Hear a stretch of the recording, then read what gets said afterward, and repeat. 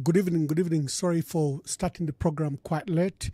Good evening. On this Monday, Easter, we have a tragedy where we have lost the Pope. You know, he's known as a Bishop of Rome, and he's the head of the Catholic Church in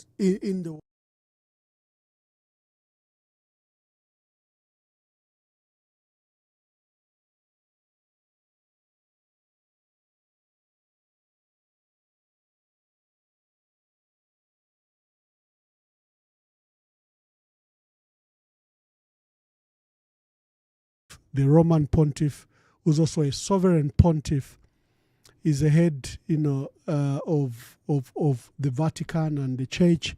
He's also a head of state. We will remember him for his great work. And Apostle Francis died today on 21st April 2025. Like I said, he was the head of the Catholic Church and sovereign of the Vatican City.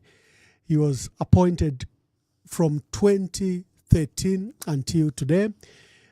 He was the first Pope from the Society of Jesus, the Jesuit order. He's the first Pope from the Jesuit order. They are called the Society of Jesus. And he was also the first Pope from the Americas. Remember, he's from Southern Hemisphere of the Americans. He's in Latin America. And again, he's the first Pope who was born outside Europe, since the 8th century, when we had Syrian Pope Gregory III. So this one was the first one since the 8th century to come from outside Europe. He had a very distinguished career in the Latin Americas, from Argentina, where he served, in Buenos Aires. He was the titular bishop of Auca, Archbishop of Buenos Aires. Then he became a cardinal priest of San Roberto Bellarmino. Many people remember him for his visit in Zambia. People remember, his visit when President Hichilema and President Edgar Lungu visited him. We were very lucky that our president visited him. Just look at this report. La collaborazione tra Stato e Chiesa nell'educazione, nella sanità e nella lotta alla povertà, i conflitti e i processi di pace nell'Africa del Sud e centrale sono stati al centro del colloquio tra Papa Francesco e il presidente dello Zambia, Edgar Chagwa Lungu.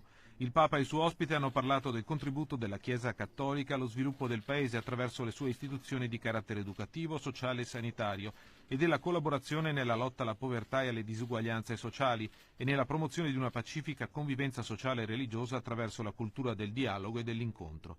Hanno affrontato anche i temi delle migrazioni, dei cambiamenti climatici e della tutela dell'ambiente. Infine il Papa e il Presidente dello Zambia hanno parlato della situazione internazionale, con speciale attenzione ai conflitti che interessano alcune aree dell'Africa e all'impegno del Paese nei processi di pace nella regione.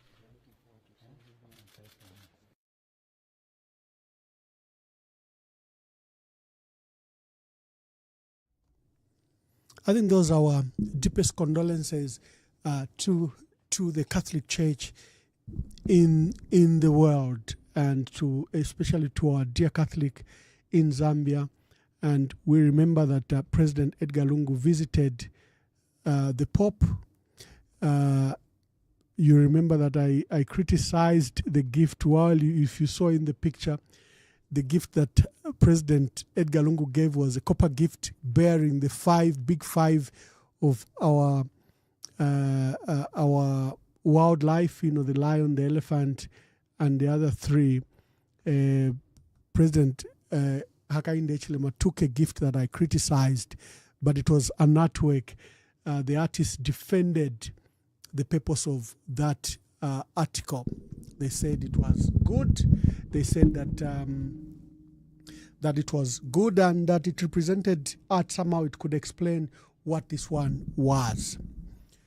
There are teething problems, briefly teething problems that I have, technically that I am dealing with.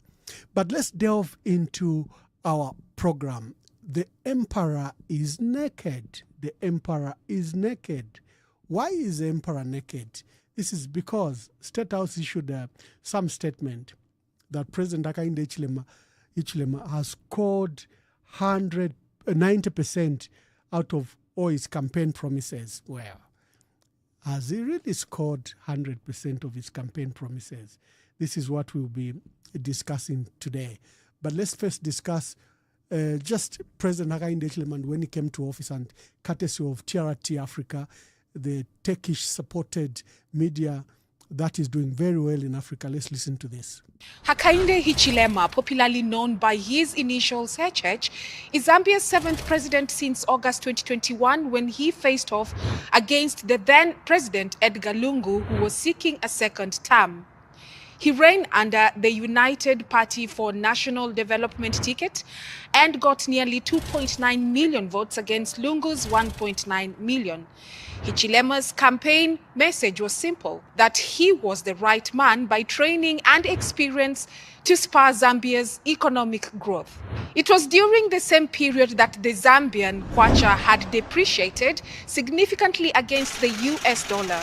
The cost of living was high, jobs were inadequate, and complaints had been voiced about the state of healthcare in the country. Hichilema convinced voters that he had what was required to turn the country around. His message saw Patriotic Front Party candidate lose at the ballot box. Hichilema was born on June 4, 1962 in Zambia's southern province of Monze. He attended local schools and later joined the University of Zambia, where he graduated with a bachelor's degree in economics in 1986. Thereafter, he pursued a master's degree in finance at the University of Birmingham in England. In the early 1990s, Hichilema returned home and took up several finance-related roles in the corporate sector. In 1994, he was appointed the chief executive officer of an international accounting firm that had an office in Zambia.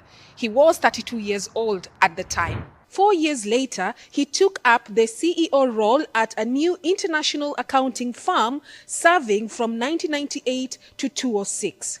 In 2006, he joined politics and was elected leader of the United Party for National Development. Hichilema ran for president in Zambia's September 2006 election, but came third with 25% of the vote behind the winner, Levi Mwanawasa, and first runner-up, Michael Sata. Hichilema took part in subsequent elections. Though he did not win, his support base kept increasing. In April 2017, Hichilema was charged with treason and imprisoned for 127 days after disputing the August 2016 election results.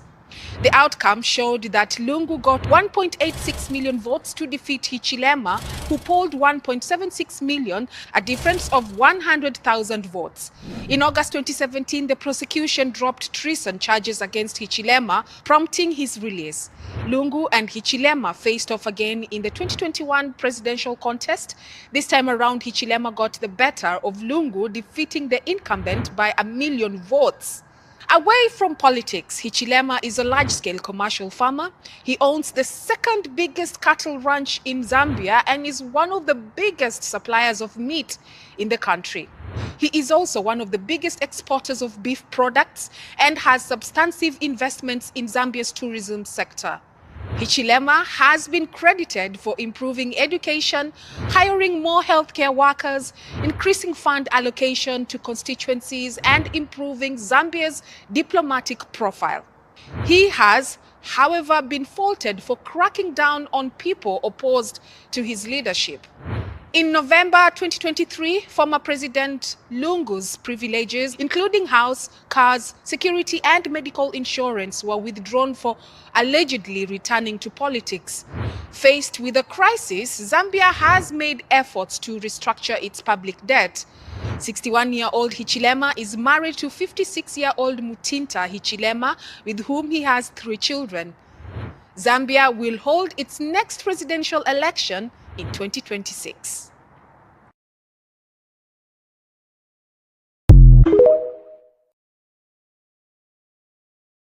Trade, yes, they can run their own business. Well, that's that's a mumbo jumbo by our colleagues from State House. Today's program, clearly the emperor is naked. You know, the emperor has no clothes is a famous play by Shakespeare, usually touted as one of his best, finest works. It displays, a play about King Lear.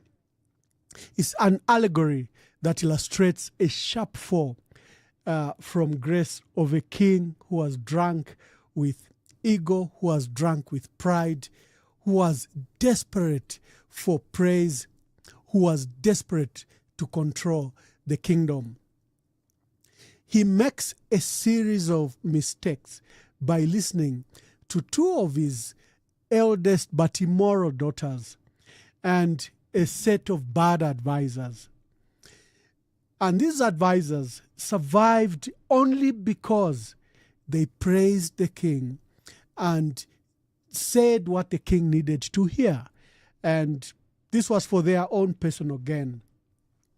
Though caring deeply for him and also greatly worrying about the king, King Lear rejected Cordelia, his youngest daughter, who used to tell him the truth about the kingdom and his own advisors. And she even risked losing, her position in the court as a princess, and probably even her inheritance. But she spoke the truth. But King Lear ignored his subjects. He ignored the good advice from his daughter Cordelia. And what was the end result? He lost his power. He lost his wealth. He lost his sense. And finally, he lost his own life. The purpose of this discussion... They can run, they can get a job. They can... If you see what our brothers are talking about, that the president has achieved up to 90% of what he pledged, who are they fooling? Zambians hate for themselves. 2.8 million people voted for President Hakainde Hichilema. Why did they vote for him? What was the state of the economy at the time? Why was it imperative that they vote for President Hakainde Hichilema? It's for a very, very simple reason. Very, very simple reason. The economy was in bad shape in 2021. The economy is far worse than it was in 2021. President Hakainde Hichilema promised that he will put up, an economic growth that hasn't been seen, that is unprecedented, that will even beat the economic development, development of Rupiah Banda, who was posting economic growth of 10% in 2009 and 2010. Instead, what we've seen is a decline of the economy. In fact, President Hakainde Hichilema has posted some of the lowest numbers of in economic growth. Remember, we've averaged 4.5%, 5%, 6% in the last 10 years. Except for COVID, when like all countries across the world registered negative growth of 3.5 for Zambia. There are only two countries in the entire world that posted positive growth, and that was Ethiopia, which posited a 1.5% economic growth, and China, which showed an economic growth of 1%. The entire world made negative growth, including Zambia, which was at 3.5%. But by 2021, the economy had rebounded. Even before we went to elections, our economy was posting a growth rate of 4.5%. Look at the statistics. Don't believe what they say, that they found a negative economic growth. No, by 2021, August, our economy had rebounded and we're posting an economic growth of 4.5%. Musokotwane has not posted anything below 2.5%, above 2.5%. And we only heard recently that despite the worst drought we had in many years, despite the worst load shedding that affected our economy in decades, the worst in decades, all of a sudden we're hearing that actually the government posted an economic growth of up to 8%, especially in the last quarter. We want to Wakwalesa. People should not fool us. They should not fool us. But we know what's happening. They've put new people. They flushed out a lot of people at the Zambia Statistics Agency. They've put in their own people. Remember Beani, the one who caused the stir, who disputed the results that the Zambia Statistics Agency posted, is said to have even disputed the population numbers in northern Muchinga and Luapula. He says, I've been to those areas. Those areas are largely empty. So he disputes the details that are given by the Zambia Statistics Agency, and he thinks that we somehow underrate the population in Southern Province. I don't know how someone can think like that a professional entity like the Zambia Statistics Agency can suppress population numbers in Southern Province. For what purpose?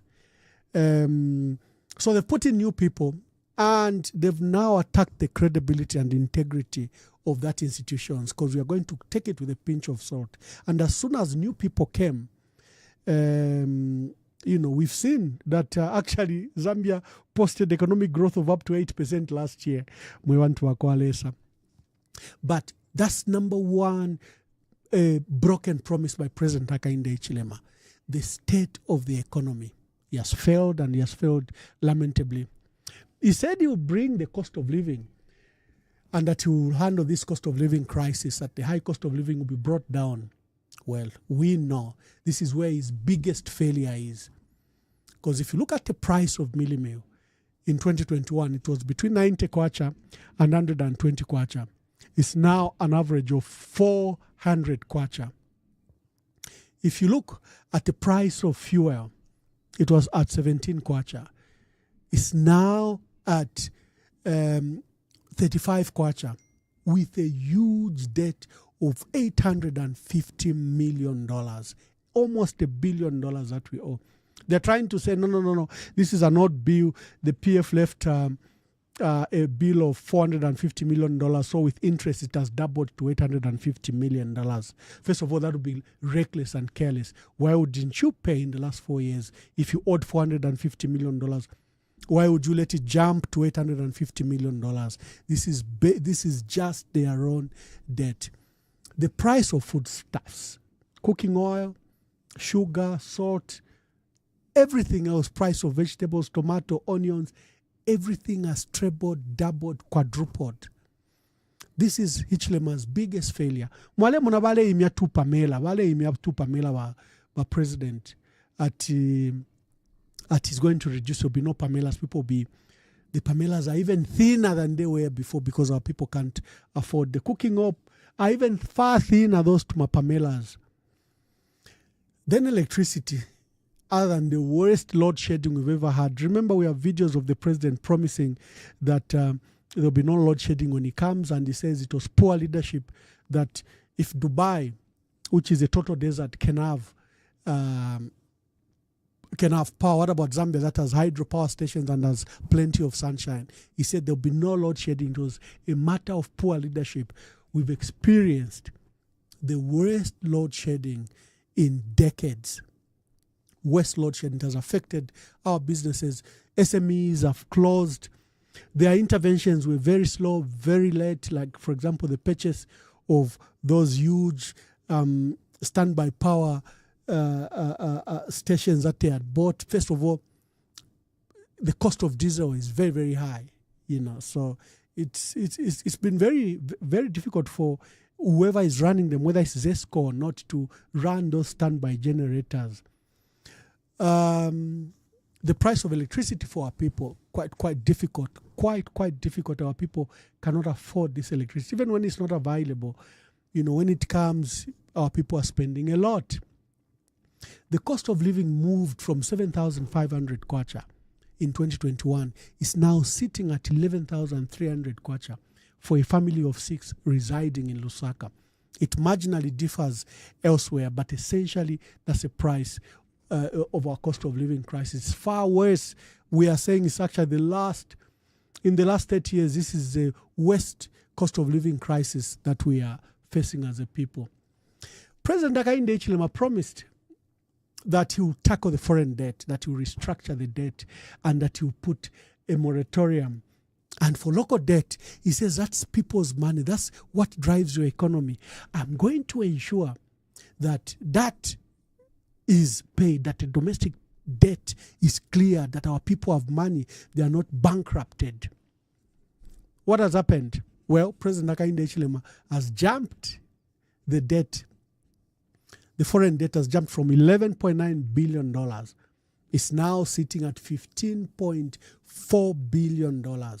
Just in the last 3.5 years, Tumbeko Msokotwane, who is with us here in Washington, he has come for those spring meetings, has jumped the debt by $3.1 billion in a period of 3.5 years.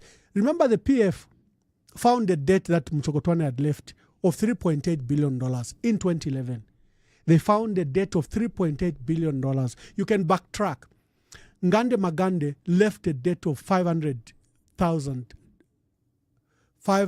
million in 2008. Okay?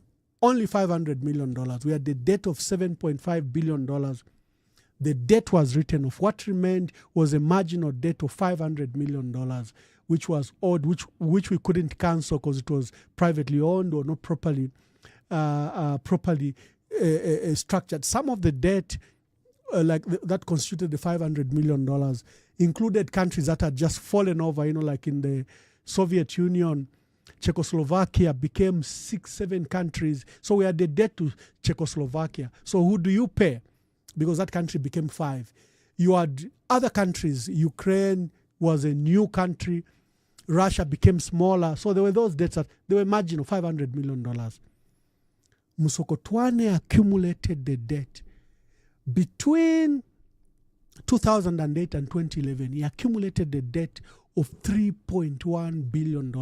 He's the first one that signed those Chinese loans for the roads. Kasama Mporokoso, Mbala Nakonde, remember? And he's the one that also signed the debt for Mongo Kalabo Road of $350 million. That was Msokotwane's debt. So when the PF took over in 2011, the debt was $3.8 billion. You can look at the records by the IMF. So between 11.9 and 3.8, you realize that the PF accumulated the debt of about $7 billion in the period of 10 years. Msokotwane has accumulated in 3.5 years another $3 billion than the earlier $3.8 billion that he had accumulated between Rupiah Banda and Michael Sata. You can credit Msokotwane alone to have accumulated up to $6 billion, the 2008 and 2011, and the current debt that he has accumulated. But the biggest issue is the domestic debt. Our domestic debt has risen from 178 billion kwacha in 2021. It's now sitting at 236 billion kwacha. This is almost a debt that has jumped from somewhere around $7 billion to around $10 billion. Again, if you combine the local debt and foreign debt that Msokotwane has accumulated, again, you'll not be far off to say they have borrowed $6 billion. You'll not be far off. The total component, the kwacha component, and the foreign debt. And Msokotwane is here in Washington for the spring meetings. He's still asking for a fresh loan. Remember, they've exhausted the $1.7 billion they borrowed from the IMF. The IMF gave them $1.3 billion. They've disbursed all of it. We don't even know what that money and where it has gone. It's exhausted. Msokotwane has started another. He wants another $1.5 billion from the IMF. And he has announced to the country that he has initiated that process and that we'll have another loan from the IMF. So you can see that that's another broken promise. They said they will reduce the foreign debt. I know in their achievement, they've said debt restructuring, that they've restructured the debt. Have they? Why have we, in just one quarter, paid $500 million debt service repayment if we have restructured our debt. The Secretary to Cabinet just announced last week that the country, in just one quarter, between January and March, we have paid debt service of $500 million, about 9.8 billion kwacha. So why would we pay such a huge amount if the debt is restructured? And by the way, the debt has just been postponed. The first actual bigger payments come in 2032. Hichilema will not be there in 2032. He has pushed it to the young people to come and pay this debt. That's not the debt restructure we're looking at. That's why we kept on telling him, China is very important. China is one of the biggest bilateral partner to Zambia, and that we owe them $5.8 billion. We said, go and discuss with China. With a good relation you have over Tazara, their long-term project and pride in Africa, Tazara, and the good relation that we enjoy, they might even write off that entire $5.8 billion. No? And we said that could signal to empower or commit other lenders also maybe to write off their debt. Writing off debt doesn't mean that we are being careless, that you borrowed to write it off. No. You can exploit the goodwill that is there. And the goodwill from China could have written that off. But while we started with France and the Paris group, and by the time we restructured and went to China, wanted the debt write-off, China said, no. There has to be uniformity. There has to be uniformity in the treatment of all debtors, all creditors have to be treated the same. So there was that principle. So China couldn't write off our debt because the principle was that you have to treat each creditor carefully. So President Hakainde Hichilema, one of the biggest broken promises, he said he will not borrow, that there will be a moratorium to debt. He has borrowed more than the PF have borrowed in a similar period. More than any other government has borrowed in that 3.5 years. He has borrowed more. And he has ballooned the local debt. For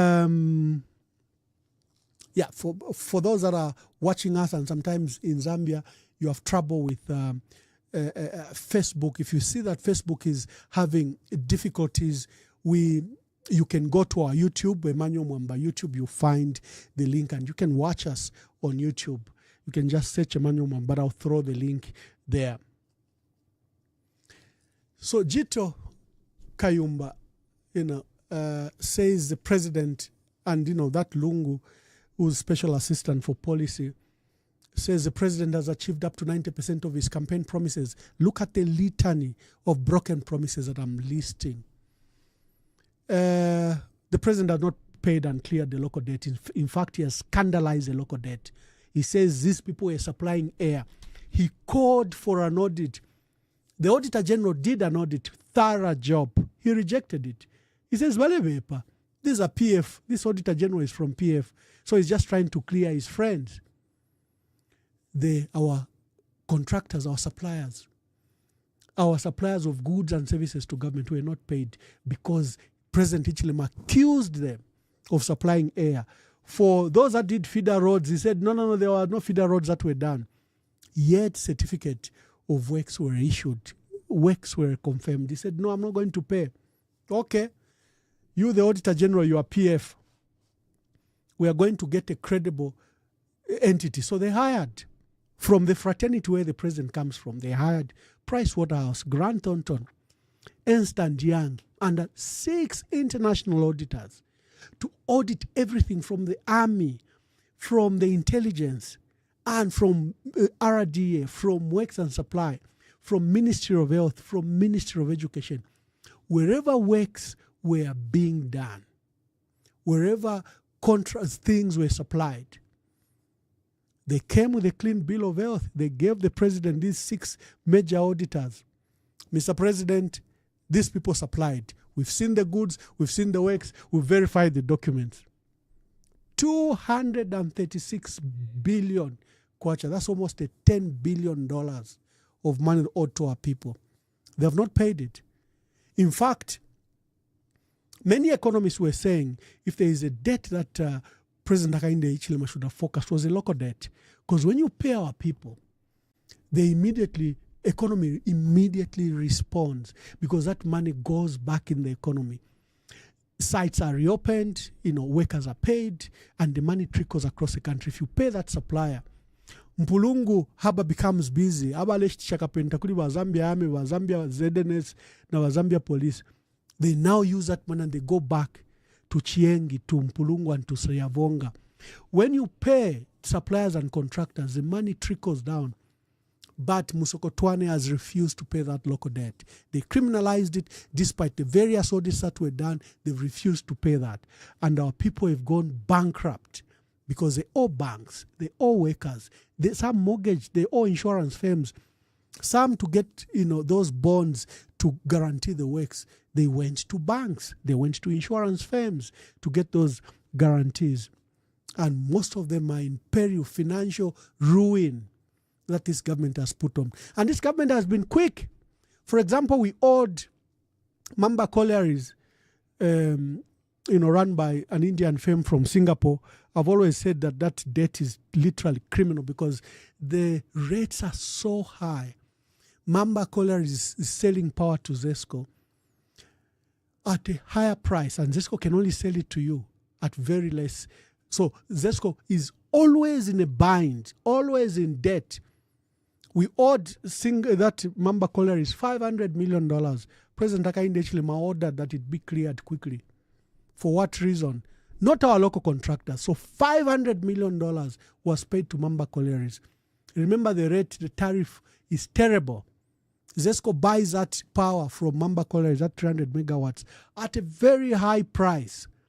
And they have to sell it to you, unfortunately, at a very low price. ZESCO is in perpetual loss with that agreement. I've always condemned it. It was structured under President Rupiah Banda. I've always spoken about it. Even under PF, I've always discussed it, that this is a criminal tariff because our ZESCO can't afford it. It means ZESCO will keep on getting money from poor people to pay a power independent supplier. And look at in reverse, CEC, which some of the ministers are shareholders, now buys power very less, very low rate. That bulk supply agreement shows that they buy very low. And then CEC makes billions because now they sell to Congo at premium rate. They sell to the mines at premium rate. Again, ZESCO is in perpetual loss over the two agreements. One, a bulk supply agreement to CEC earns us losses. Another one, the purchase of power from Mamba Collieries earns us losses. President Hakainde Hichilema says, pay $500 million. Remember, Mopani just required $200 million. He says, no. Pay Mamba Collieries $500 million. Our people, our supply kapenta, our pangire misebo, who did what? He says, no, they supply there, don't pay them anything. Musokotwane says he's going to restructure this local debt and he might pay it in the next 5 years. Abantu benu you are going to pay in the next 5 years while people are running bankrupt. So another broken promise. This is a president that said he was going to pay domestic debt, that he will put a moratorium on foreign debt, and that he will not accumulate fresh debt. He will ramp up domestic revenue from the mines and others to ensure that it covers for that. Well, Jito and your dear friend Walungu, Walungu, special assistant to the president, and Walungu, so maybe he has to bootlick 5 times over than everybody else. Because Walungu ku State House, State House. So maybe Walungu has to now say outlandish things. President Hakainde Hichilema has achieved 90%. He has to produce these fake brochures. He has to tell the emperor that the emperor is not naked, even when everyone can see that. Vaneta mufuele wa emperor kafualeni. Lungu has to tell the president that, Mr. President, you are fully dressed and you are properly dressed. Let's go to the agricultural sector. President Hakainde Hichilema said he will give 4 bags. PF was giving 4 bags, was giving 8 bags actually. 4 bags in some area, but 8 bags. Hichilema said, it's going to be standard. Each small-scale farmer is going to get 8 bags What we've seen the last 4 years is disaster. In the first year, there was a scandal. They removed fertilizer, gave it to one supplier who supplied Southern Province. $50 million scandal. That was the beginning. Second year, amamedaya ambok moneka. Third year, amamedaya ambok moneka. Now, Papen, we've had good rainfall, but what has been the distribution of this fertilizer? Again, not adequate. Another broken promise. In fact, something else has emerged. The Farmer Input Support Program has been abandoned. This is a flagship program. It started in 2000 and under Mwanawasa, 2003, 2004, because we had abandoned it under liberal policies of President Frederick Chiluba. We said farming will be done by the private sector, small scale farmers, will have growth, they will have support. FRI will only buy 500,000 emergency national strategic reserves. So Mwanawasa saw the ills of that liberal policy. He began to introduce the Farmer Input Support Program. This was introduced as a poverty alleviation program, not as a farming project. 2008, it began to be rolled out across the country because we started it in Samba and a few areas where we could buy maize from the farmers. You give them fertilizer and they supply you back. But when the PF came into office, President Michael Sata, who had worked under UNIP and who understood food security and who knew that this is one of the sectors you cannot cede to the private sector or to the vagaries of the private and banking sector, ramped up from 500,000 beneficiaries to 1.1 million beneficiaries. And we began to see, we're averaging 1.7 million metric tons of maize harvest per year. For the first time in 10 years, we saw the maize jump, production of maize jump by our small-scale farmers. The commercial farmers don't venture into maize. They say it's a political crop. They don't want to be in there because they can grow a lot of it, and the following day the president will just reduce their price, put a low floor price. So the commercial farmers are absent. The people that have carried us to historical high harvest are the small-scale farmers. The SMEs, those smallholder farmers at the farm gate. Why? Because we ramped up the FISIP project and we began to give them fertilizer. Well in time, by May, fertilizer was across all depots in all districts and in all provinces. And our farmers were getting it on time. What did we see? Ramped up production. Like the 2019 is the highest Zambia has ever had. Was it 3.9 million metric tons, the 2019 one? And even even when we're having a drought, we're still posting numbers of up to 3 million metric tons. The 2015, look at the 2021, look at the 2017 and 2018, some of the worst drought years, yet our maize production was high. FISIP, Mr. President, delivered. You have dismantled this FISIP. You have brought something you are calling Comprehensive Agricultural Transformation Support Program, CASIP. This CASIP, you are encouraging, you are decoupling government from the farming sector. You are reducing the number that you are giving our smallholder farmers. You are saying the private investors will invest in agriculture. You are going to give one-off loans to our farmers, and they will not pay. You must learn that every loan you give under CEC, out of 100, maybe only 5 will pay back. Because people regard loans from government as free money. Look at CDF. CDF is being looted. No one is paying back those loans. No one wants to pay back what comes from government. Our people only respect when a bank steps in. But money coming from government, you give them a loan, is free loan. So in effect, you are killing these farmers. Because what will happen is, like the loans you gave them now, you know that they will not be eligible next year because they will not pay back. And when they don't pay back, they are not on the list. You will have conveniently abandoned the sector, the FISIP program, by saying, no, tababwesha abashabwesha tawufire baba populist. It's a smart way of abandoning the sector to the private sector, and you know that won't guarantee food security. So the comprehensive agricultural transformation support program is already a disaster. First, in the manner it was crafted, it was a top-down approach. And, you know, you want to introduce export crops. Export crops are good for the economy in Europe and elsewhere, but not for ourselves. It doesn't matter how much tobacco you grow. We will not consume it. It might pay the particular farmer, but it doesn't help us. That's the trouble with export crops. You know, yes, they're supposed to benefit us, but first secure your local food security. So the growing of maize, of groundnuts, of rice, sorghum and others, cassava, becomes paramount to our food security situation. No, we had said that the way FISIP was progressing, rising from 1 million tons of harvest coming to 3.5, 3.9.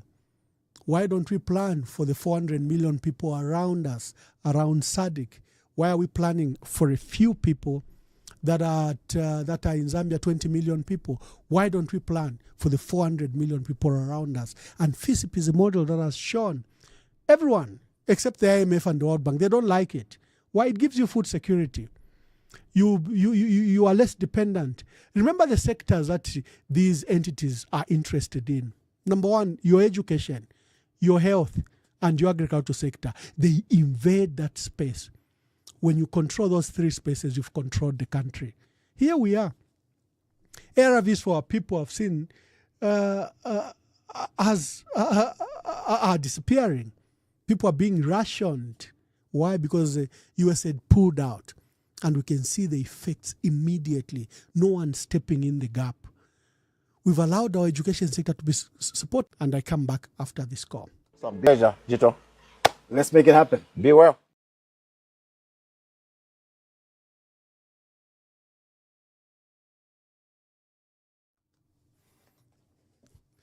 Yeah, thank you. You'll be able to call us on that number 0973 0780882. Our dear brothers there at State House in beautiful suits and beautiful shoes are saying President Hichilema has achieved up to 90% of his campaign promises. But as we are listing the litany of broken promises, it's clear that those young people at State House are singing to the naked emperor that the emperor is dressed, yet the emperor is without clothing. Let's go to another matter that we have to watch in the agriculture sector is what they want to do with seeds. There's what we call an international agreement. It's called UPOV 91 in short. UPOV 91 is an international agreement that grants plant breeders intellectual property rights over new varieties, including seeds. Now, the trouble with this act, it's 1991 Act. It was done by the International Union for Protection for New Varieties of Plants. There is a domestic law that President Hichilema is developing in Zambia. We've warned about this, and people in the sector have also warned about it. It's a very dangerous law. We've seen it in the Plant Breeders Act in Kenya. Again, it might take away our right to our own seeds. You can't lend seeds, you can't give seeds, you can't share with the neighbor seeds with this law. And you've seen the relaxation rules about GMO. For the first time, we're importing mid-meal from South Africa, GMO maize, and we don't even know if our people consumed it because we're told that this maize is going to DRC, when in fact not, because it was being landed in Ndola, Kitwe, Chingola, Chirilabombwe, so it was destined to Zambia, not to the DRC. So people were importing it. We don't know if we consumed it. But this is one of the broken promises by the president. The Comprehensive Agricultural Transformation Support Program, I'm condemning it. First, the resource redirection away from the farming sector, the GMO regulation and biosafety standards that have dropped, and it makes our farmers go into immediate debts because you give them a loan. Our smallholder farmers that have delivered so far so well. One of the successes President Hakainde Hichilema and the UPND tout themselves is this one where they say we've reopened the mines. We've brought back life on the copper belt. Have they? They've stolen Mopani, one of the biggest, newest mine. Mopani had an investment of $4.5 billion between 2014 and 2020. It's one of the newest mine in the world because it has 3 brand new shafts, 2 brand new smelters. That mine just needed kanyam, boom. And the CMIH could have done that. They've given it to investors we don't know. No single coin paid to our country. And those people are going to meet millions. I can tell you in the next 3, 4, 5 years, the new owners of Mopani, if they are billionaires, they will be far more billionaires than they were before. Why? Because they've gotten this brand new mine, highly mechanized brand new mine that had received this investment. And our people, and our people thought their assets were valueless, yet the assets had received $4.5 billion investment just in the last 5 years. 3 new mine shafts sank, 2 in Kitwe, 1 Henderson mine in Mufulira. Brand new mines sank, brand new shafts sank. 2 new smelters, and you know how much it costs to put up a smelter, $300-400 million. And there, it's been given to people we don't know. Yeah, we've reopened the mines. Yeah, reopened under what circumstances? By looting our silver asset, family silver. Is that what you call, well, KCM? Bali mieva. Uyumuntu here is an audit done by well-reputed audit house that he has not been paying taxes for the last 20 years. He's been stealing from Mopani, from KCM. He's engaged in mine activities that devalue the assets. There's a comprehensive report. And he's made billions out of KCM. No, I'll bring $1.5 billion. This investor is now broke internationally. He's trying to survive internationally. He's got a bond of $9 billion. He left a debt under KCM, $1.5 billion, owed to ZRA, owed to ZESCO, owed to CEC, owed to NAPSA, owed to others. $1.5 billion by 2019. Again, he has collected the documents and gone again on an international spree to borrow money, not to save KCM or reopen KCM, but to save Vedanta. Is that what you can call success, Vajito? Is that Valungu, a success here? Kansanshi copper and gold mine. We know what it is about. We know what has happened at Kansanshi copper and gold mine. First of all, there's a $2.5 billion that First Quantum owes us as a country. They shipped that money out. Remember, Kansanshi copper and gold mine is owned by ZCCMIH and First Quantum Mines. This investor took away $2.5 billion from it and invested in a mine in Panama, in Latin America. They've never paid that money. Zambia started the process to criminalize that process, to have the directors arrested for stealing $2.5 billion.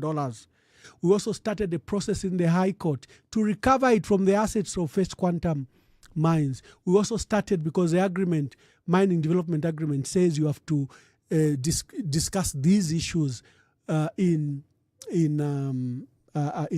We started an arbitration process. What did President Hakainde Hichilema do? He says we'll not mine in the courts of law. He abandoned the process. He told the DPP, by the way, the DPP cannot be told by anyone to abandon any process. But he told the DPP, and we saw at the press conference where Stumbeko Msokotwane said, we have advised the DPP to drop these charges against the directors of First Quantum Mine. Those charges were dropped. The court case in London and in Lusaka were withdrawn. How shall we recover this $2.5 billion? Tabafo okulandapo. First Quantum now is in trouble because their mine in Kobe mine in Panama, was closed by the previous government because the previous government couldn't allow them to give them about $300 million a year in royalties that they were saying. They said, no, this is an expensive mine. You have to give us more than that $300 million you are. When they couldn't agree, the government just shut down the mine. So after investing $10 billion, $2.5 billion from Zambia into that Kobe mine, First Quantum was exposed. It's listed in London, in Toronto, Canada. It's now looking for investors. And sadly, all the investors that they are looking for, they're trying to sell the assets that are in Northwestern Province. They're not looking to sell Kobe mine. They can't sell it. Their biggest assets are in Zambia. Where is our 2.5? Kesena Umbi is owner of that First Quantum mine. What will happen to us? We'll have no idea. Before I open the lines, let me discuss lastly the biggest disappointment by the president.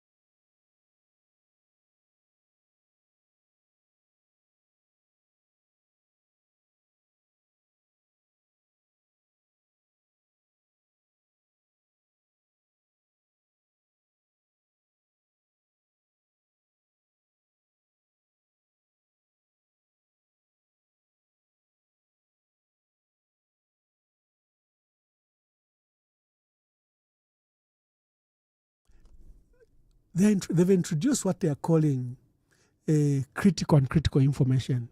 And what's critical and critical information? They've defined it as information held by State House, by government, by entities like Ministry of Health, in the health sector, and other sectors.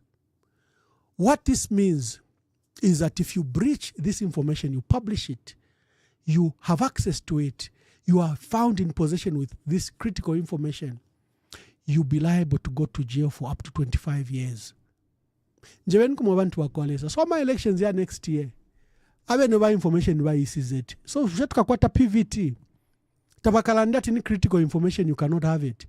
Are we going to monitor those elections and run parallel information from ECZ and run a PVT? Is this law being crafted that we may not have PVT next year? And anything, these things that people give us, baleiva. Money tender, they don't advertise a tender. If you have under direct bidding and single sourcing, all that is now part of critical information. You can go in for 25 years. That's what has been provided for. And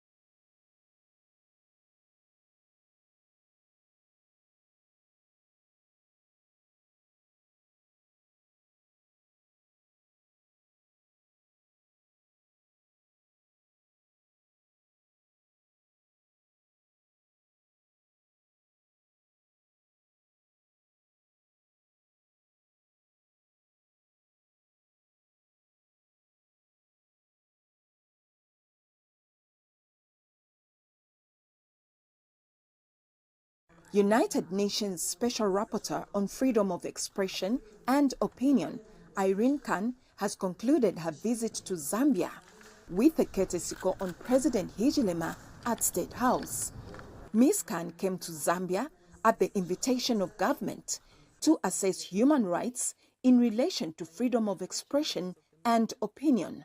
And President Hichilema says government is open to conversations around freedom of expression. As the people government that invited you here on behalf of the people of Zambia, we're very, very appreciative that the UN system, our UN system, because we are members of the UN family, identified you and you agreed to come to conduct this visit, this assessment. I think it already indicates to you that this government is open to conversations around the freedom of expression aspect of human rights.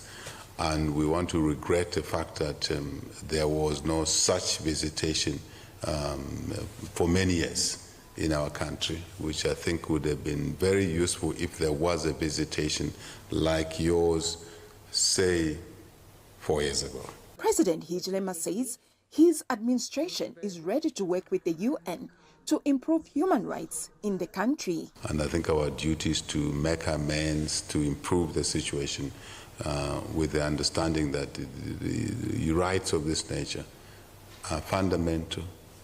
They're basically, for us, enshrined in the Constitution, the broader array of rights. And we're happy to work with yourselves, experts like yourself, the UN and other bodies, to continue with the improvement process, because these things are not events, they are processes.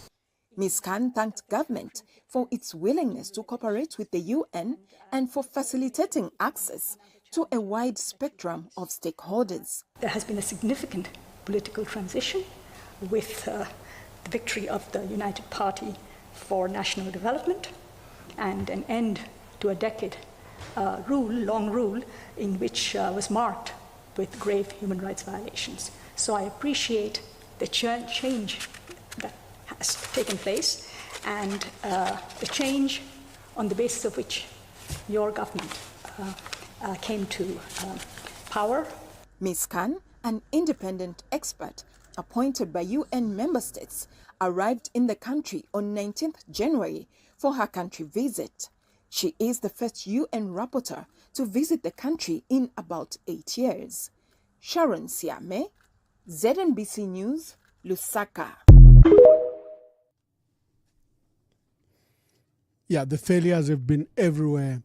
The UN special rapporteurs in the country, not necessarily at the invitation of the president. You should understand, when they write about you, you are obliged to offer your right to reply, and they also have a duty, they are duty bound to come and verify on the ground with the reports that they've been receiving. Remember, the UN is already in the country. UNDP and other UN agencies are already in the country. So the report that the special rapporteur receives is usually credible.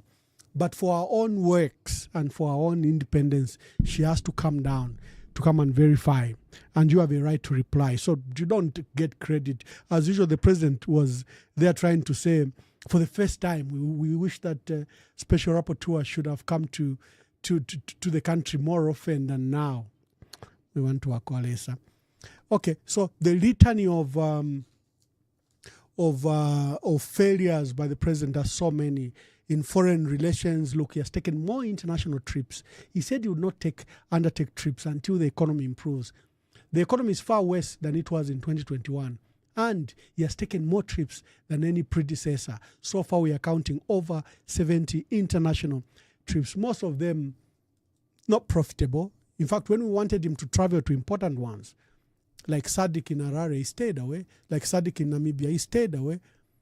But when it was an expo in Dubai, he traveled so many times.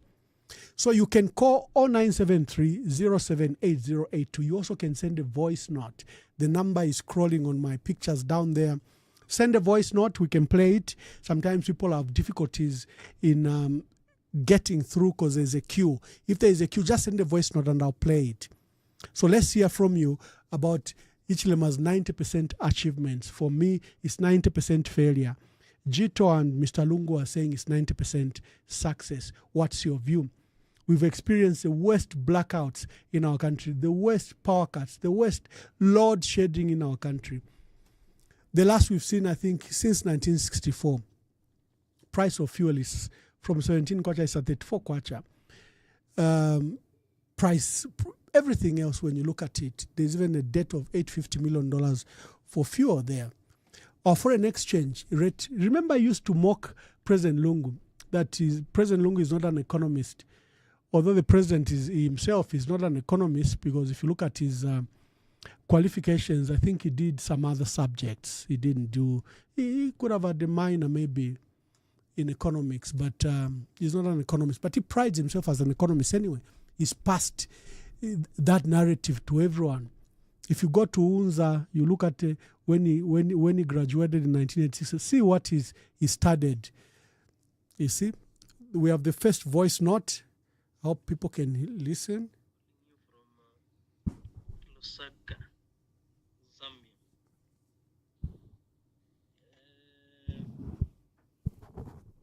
But I'm a Zimbabwean. Oh.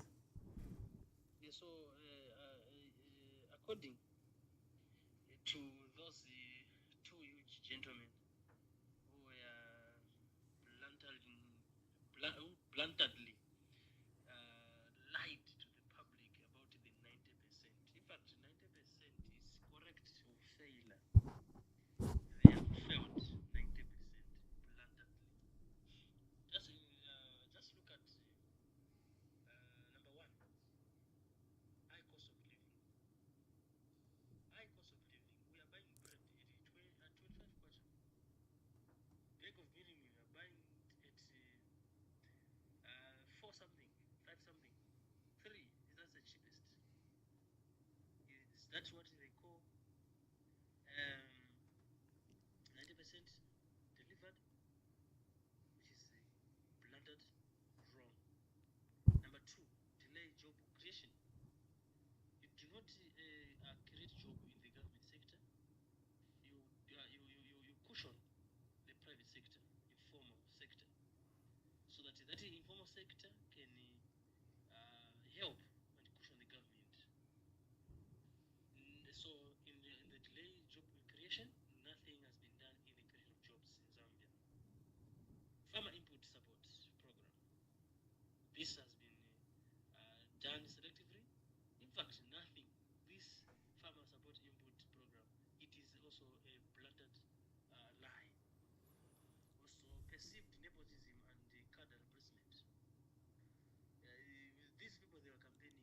They say when they come, they will give jobs to people on merit. But what we are seeing here, they are getting only people that are loyal to them. That one, it is a failed promise. Also, the other thing that is there, which they've not managed to do, is communication. There are communication gaps there. This speaks like this speaks like this speaks like this, bringing what we call misinformation. Zambia is living under misinformation and misguided. Then lack of tangible development projects. There is nothing from 2021 when we voted the Minupa. They've not done anything that is tangible here. They've not done anything that is tangible. So I don't know where this 90% is coming from, but I know where it is coming from. It is coming from the negative side. You see, they've failed 90%. 10% they've managed, and what have they done under 10%? It is only to remove cadreism. And cadreism, it is not among the developmental projects that the UPND had included into their manifesto. Cadreism is done just for 2 minutes. The president says stop cadreism, but that cannot be counted as what developmental projects or what the UPND have done or delivered. So 90%, it is a rumor. It is, in fact, not something that they should be bragging and Thank you very much. He says the Zimbabwean national, wonderful and good analysis. I don't know if he lives in Zambia, but you can call on that number or you can send a voice note, whichever is easier for you. We are discussing the 90% delivery by President Hakainde Hichilema. Clearly, there is no 90%. It's probably 90% failure because his government has been characterized by slow growth. We are also remembering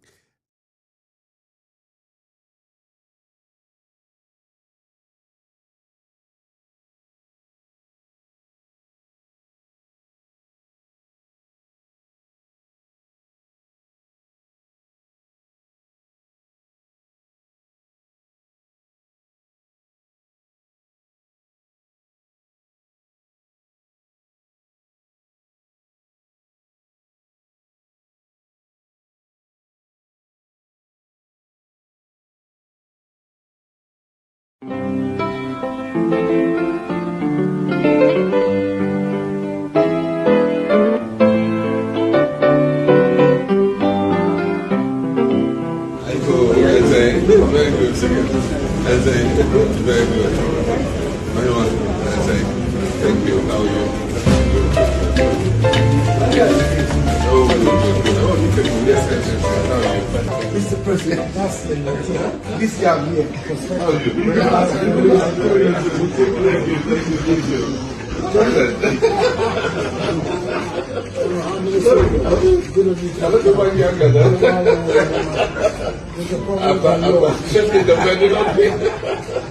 Good to see you. Thank you very much. Thank you very much. Yes.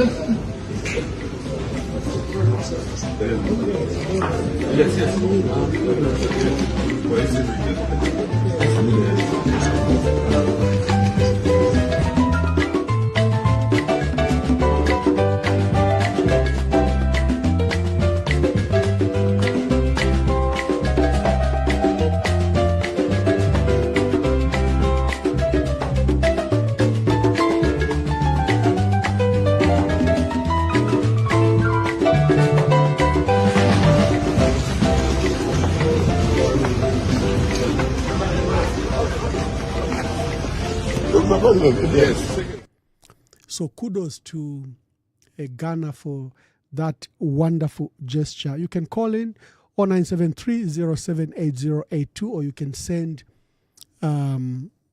send a voice note. Anything on Facebook. Good, people are following. Okay, someone says there's no president in Zambia, correct? Leaders behave like they own this country, correct? The other failures have been on corruption. This is where we've seen the biggest failures by President Hakainde Hichilema. He said he was going to stem and plug corruption. But look, he has normalized single sourcing, direct bidding. These are things that were created for emergency procurement. For him, all large-scale acts of procurements are being done by direct bidding and a single sourcing, a source of corruption. So today we are discussing that the emperor is naked. The emperor is being told that he's fully dressed. Maybe he's dressed like the chicken. Huh? You know when the chicken is dressed? The chicken is dressed because the chicken is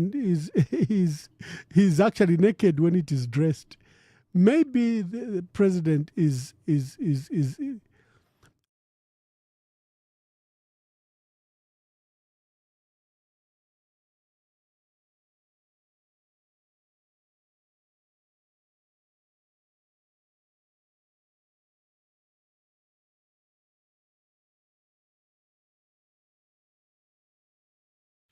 La collaborazione tra Stato e Chiesa nell'educazione, nella sanità e nella lotta alla povertà, i conflitti e i processi di pace nell'Africa del Sud e centrale sono stati al centro del colloquio tra Papa Francesco e il presidente dello Zambia, Edgar Chagwa Lungu. Il Papa e il suo ospite hanno parlato del contributo della Chiesa cattolica allo sviluppo del Paese attraverso le sue istituzioni di carattere educativo, sociale e sanitario e della collaborazione nella lotta alla povertà e alle disuguaglianze sociali e nella promozione di una pacifica convivenza sociale e religiosa attraverso la cultura del dialogo e dell'incontro. Hanno affrontato anche i temi delle migrazioni, dei cambiamenti climatici e della tutela dell'ambiente. Infine il Papa e il Presidente dello Zambia hanno parlato della situazione internazionale, con speciale attenzione ai conflitti che interessano alcune aree dell'Africa e all'impegno del Paese nei processi di pace nella regione.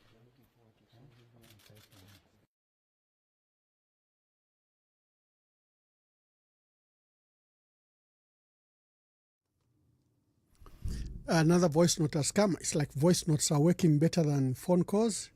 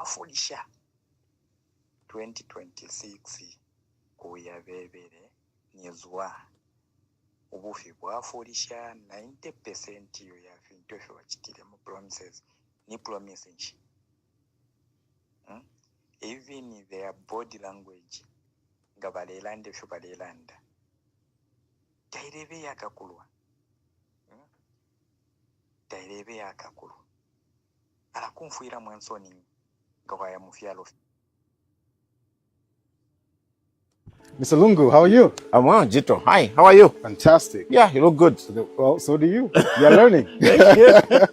Now, I just got hold of these. Yeah. I was very impressed. Now, this is the implementation status. Yeah, good evening. Good evening. My brother. Very well, thank you. Please tell the callers who's calling and your name and where you are calling us from. Chilufia from the UK. Wonderful, Bachulufia. Make your contributions. Yeah, I've been following your program, and thank God we've got few people like you who is talking on behalf of Zambia. Because at the moment, Zambians are damn quiet now. They're scared of the cyber security and crimes law. But just to be quick, performance of the UPND, they're saying 90%. Bamwamba, is really sad. We've got a government that does not listen. Some of us, we worked with HH and won the elections. We advised him about the dangers of giving Mopani, out, control of Mopani, KCM, and look at the troubles that are happening there. I wrote to HH, to Bradford Machila, agreed that I was going to meet him, talk about Mopani, because I was against us selling Mopani, and the way the mine was sold, especially Mopani, no transparency, no accountability. And Rothschild, who was sneaked in when the bid was done by ZCMHI to look for advisors locally, and then who sneaked in Rothschild, and then Rothschild did the bidding process, and they came up with two companies, a Chinese company and a South African company. Where did the third company came from? HH told us that when he wins the elections, the institutions will be strengthened, they will be autonomous, there will be separation of power between the institutions and the executive. How did the executive decide who should be the owners of Mopani? So those are questions Zambians should be asking. And then the other point is, when they are saying they've achieved 90%, they should have been KPI set. So what are they against.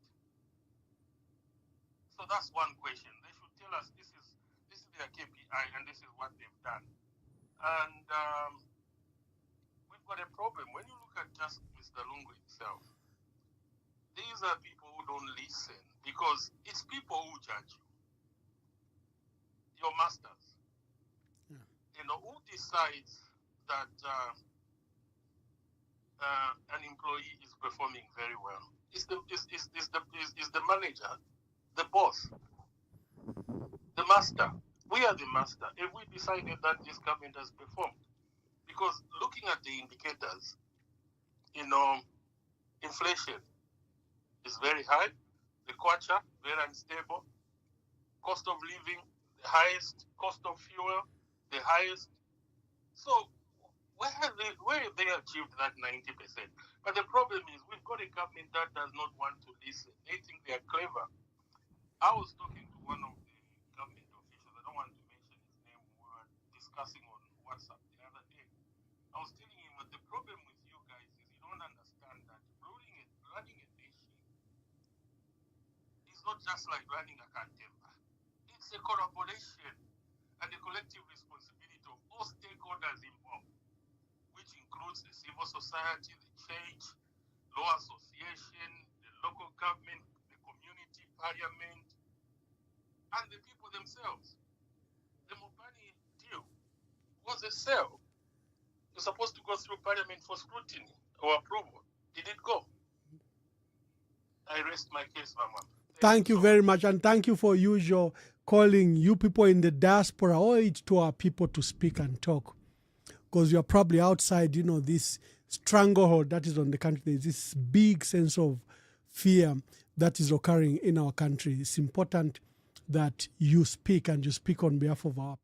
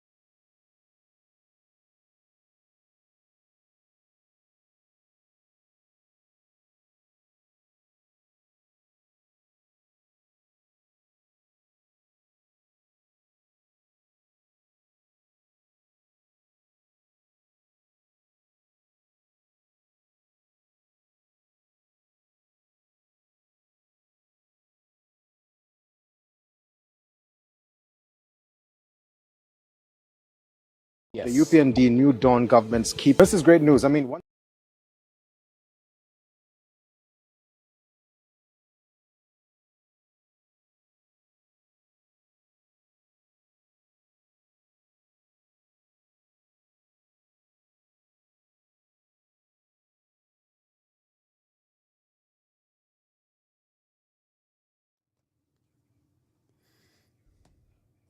Okay, thank you. I think we've had a good audience and good contribution. Today we're discussing the emperor who has no clothes, the case of President Hakainde Hichilema. You have those two special assistants that have produced some brochure that are showing that the president has scored and has scored very well, up to 90%. We've just catalogued his failures.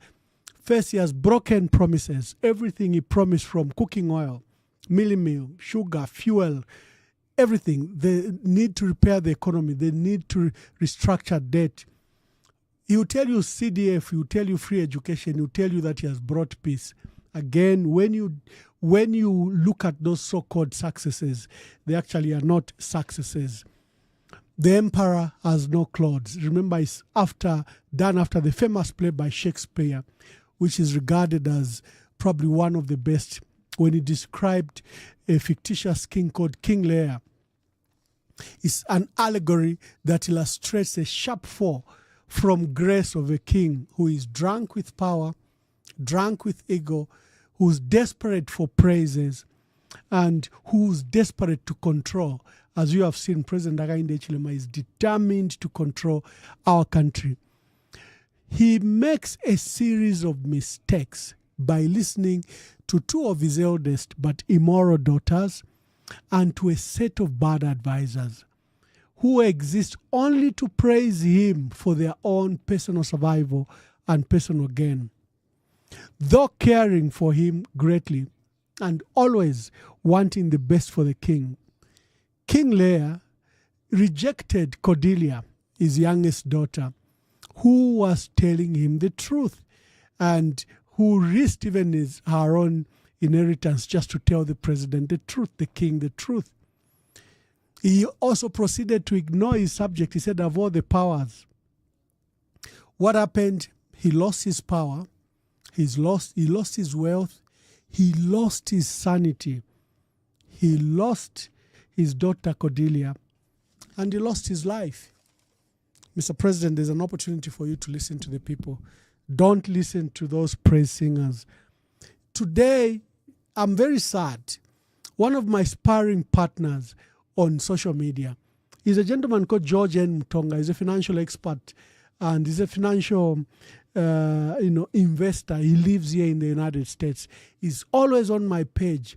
We fight over you, Mr. President. He supports you. He supports the UPND. He thinks that the PF made mistakes. Today, George N. Mutonga, one of your last praise singers, has given up. George has written a letter giving up being your praise singer, leaving the UPND, because your praise singers are telling you that those laws that you've enacted are very good laws. George N. Mutonga, can I see his letter? Let me see if I can see his resignation letter. It was very poignant. It was very poignant. Let me see, George. So he has announced from the United States, announcing resignation from the United Party for National Development. Today, George says, I announce my decision to resign from the United Party for National Development, a party I've faithfully supported since 2014. For more than 10 years, I stood with UPND in its most difficult struggles and its proudest moment. I believed deeply in the party's vision of democracy, transparency, and the protection of freedom, rights and freedoms and fundamental rights. I committed myself to advancing our shared ideals, defending the right of every Zambian to speak freely, to fight for a government that would serve rather than silence its people. He says, I joined UPND in 2015 during the time when it represented hopes for millions. We fought together for a Zambia that could embrace true democracy and reject oppression and repression. Through victories and defeats, I remained loyal, believing that we're moving toward a freer and fairer nation. However, the recent passage of the Cybersecurity Act and Cybercrimes Act of 2025 have forced me to make a difficult but necessary decision. These laws represent a fundamental betrayal of the ideals that first drew me first to UPND. It curtails freedom of expression, empowers government to overreach, to threaten the very liberties that we once promised to defend. I've spent time reflecting, debating internally, and hoping that the UPND will take a different course. They should just say that Hichilema will take a different course. But my conscience will not allow me to remain part of a party that has chosen to forsake principles of freedom and openness. Dissent, I believe strongly, is a patriotic duty. Democracy cannot survive when fear replaces free thought. It is therefore with a heavy heart but with a clear conscience that I step away from the UPND. Leaving UPND is not an act of bitterness. It's not an act of fidelity to the values that matter most to me. Freedom, he says it's fidelity, it's an act of fidelity to the values that matter most to him. Freedom, human dignity, and political accountability. My commitment to Zambia remains as strong as ever.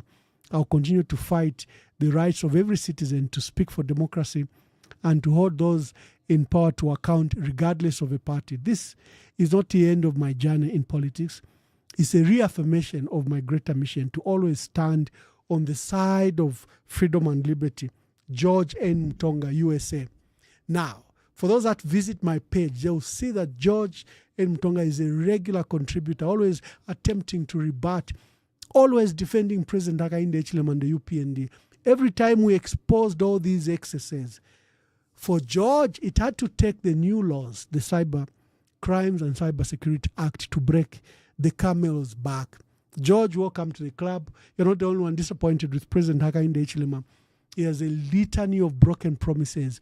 The very thing he promised everyone, he has broken every and each one of those promises he promised Zambians. You're not the only ones. Lucky enough, you have come to your senses about it, and congratulations for that difficult decision. I know how difficult the decision is. Just 2 weeks ago, we were laughing when President Hakainde Hichilema dropped a minister. You literally shed tears. You said, Gary Nkombo, this is one of the pillars of the UPND. What has Gary Nkombo done?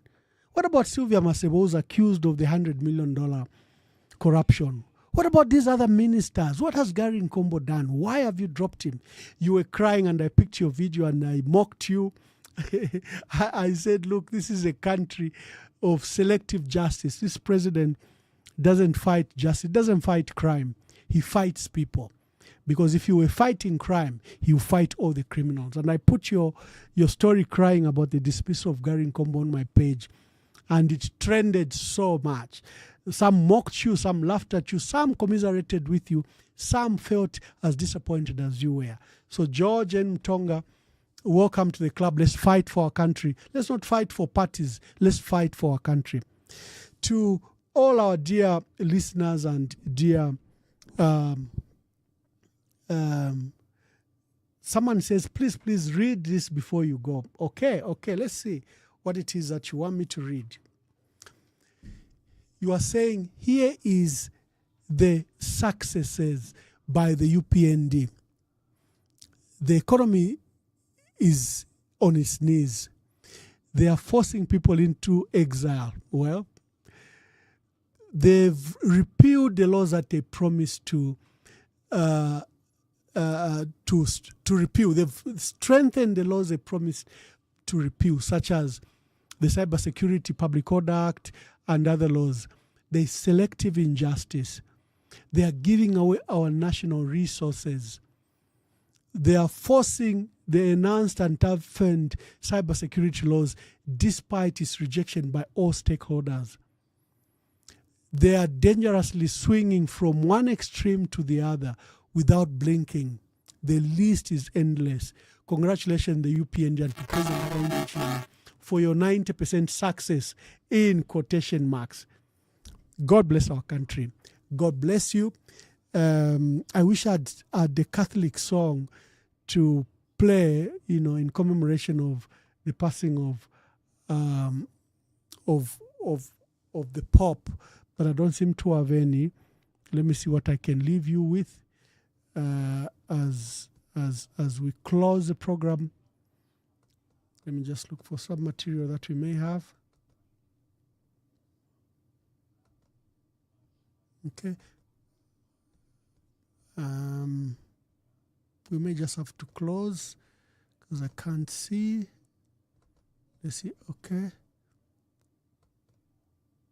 Maybe the visit by President Edgar Lungu to Rome.